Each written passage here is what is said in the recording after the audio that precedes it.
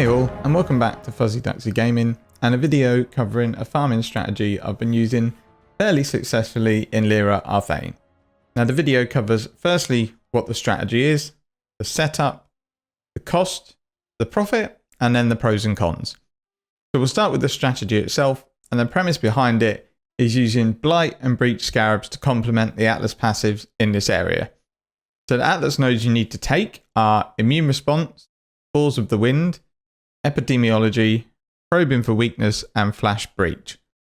You need to make sure you're alching and chiseling all your maps and running sextants.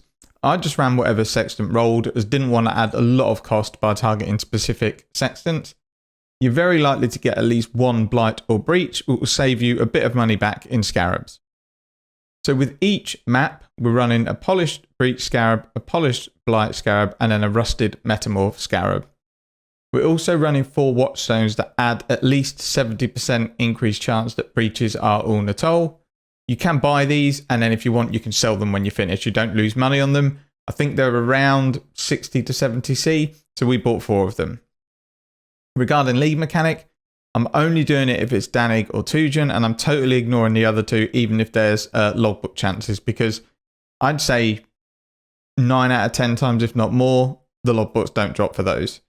The only other lead mechanic I was interested in was Zana. I would have a quick check of her maps if there was something like a synthesis map, and I would also do Delirium. Anything else I didn't do as the maps already take quite a long time and I didn't want to add even more time to the maps. And then the last point is just to ensure that you've got your Atlas set up so that only Lira Arthain maps will drop, and then remember to favourite your preferred map.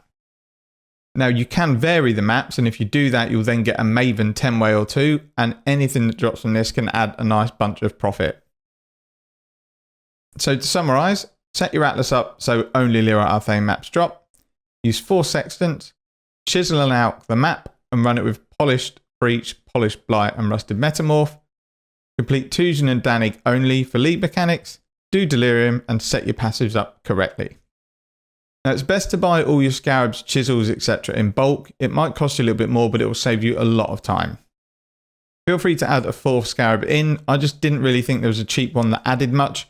We could have gone for Elder or Shaper, but it increases the difficulty a lot of the encounters. So let's move on to the cost to set the strategy up. So I ran 30 maps and it cost around 950 chaos. And that includes if you had to buy the map. So it's maps, chisels, sextants, all your scars, basically everything you would need. It even includes some currency to re-roll maps if needed. So in regards to exalts, it costs around 8.5 exalts to set the 30 maps up.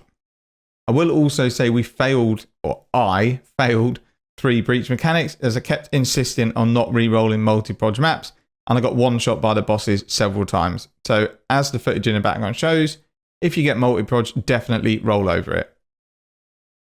So let's move on with the profit. As with all my currency making videos, I'm only including things that will easily sell. So things like lower essences, small amounts of Legion splinters and lower tier red maps below 14. I'm just putting the amount as 0 because they're probably not going to sell. So the full Google Docs spreadsheet is linked in the video, but just to highlight a few key facts. Firstly, the overall profit for stuff that would easily sell was 1,174 chaos. So we're talking 10.5 exalts profit from 30 maps. Now that sounds like a crazy amount, but the maps take a long time to run. We've got Breach that we're completing, we've got Blight that we're completing, and we're doing Expedition in quite a few maps. And this adds a lot of time. In the ones we do Expedition in, it can be nearly 10 minutes.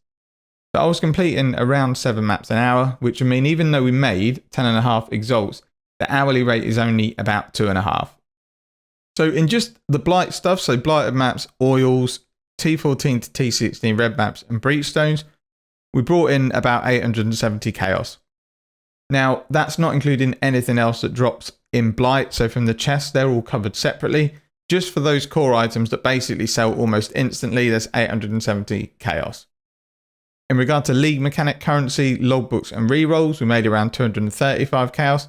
We basically just disregarded anything we got for Gwennen and Rog and just sold the stuff from the other 2. So overall, the strategy is pretty foolproof. You can't really fail to make a decent profit.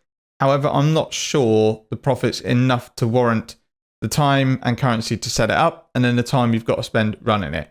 Like 2.5x, which I'm pretty sure anyone who does it will get a similar amount. I didn't have any wild drops. But is 2.5x a great return considering we're not churning out that much content? I think there's probably more profitable strategies, but it is pretty much guaranteed. So let's move on to the pros and cons of this strategy. Pros are it's very good XP. I went from level 95 to 96 doing it, and I died twice, I think. There's potential for massive profit because you can get some really big items. Scarabs are easy to buy in bulk, these ones, so you shouldn't have too much time setting the whole thing up. And then on the flip side, the blighted maps, the breach stones, the league currency, everything sells really quick. I've sold all my blighted maps and all my breach stones within about half hour of putting them up for sale. Regarding cons, you do need a fairly decent clear speed character for the blight maps because we take the passives where the monsters are quicker and they spawn quicker. So you need to be able to clear a massive group of mobs really quickly. So the lightning strike build that I'm running does it perfectly because of Pierce. Another con is picking up the splinters from Breach takes ages and really grinds after the first few maps. I was planning to do 60 maps and just getting to 30 was quite a slog because of the amount of individual clicking you've got to do to pick up the splinters. And then also everything takes a while. Blight, you have to wait for everything to spawn. Then most encounters are a minute and a half long. Same with the league mechanic, that takes time. And the breaches also take time. So as I said, I have another set of 30 to run because I plan to do 60, but I just got so burnt out from all the clicking and picking up that I'm going to leave them for a bit. I will run them because they are really profitable. I just might spread it out a little bit. So what I want to do next is maybe expand and look at some of the other zones because I want to find a profit method that's between, I'd say 2.5 to 3.5x an hour, but isn't multiple clicking. I want to find the smoothest, simplest way of making 2 to 3x profit with the easiest and most painless method. If you do like this sort of game, because the Breach and the Blight encounters are actually really fun, and if it wasn't the fact that you have to pick each individual Breach splinter up, I think I would carry on doing this and I would happily make it like my main profit maker. But it does really get tiresome because you're dropping around 20 splinters a Breach. We get 2 to 3 in a map, so you might have, say, 50 splinters to pick up every single map. So that's 1,500 splinters over 30 maps that we're picking up. It's a lot. So that's it for the video. Just to really explain this method, how much money you can make and the pros and cons. If you do find the content enjoyable and helpful, please consider liking and subscribing. And then until next time, take care and see you in the next video.